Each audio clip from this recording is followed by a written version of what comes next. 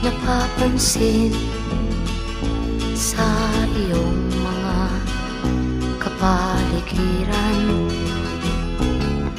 Kay dumi na ng hangin, pati na ang mga ilog natin.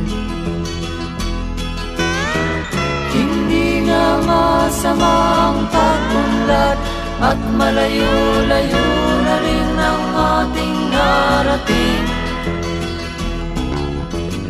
Ngunit masdan mo ang tubig sa dagat, dati kulay asul, ngayon'y naging itim.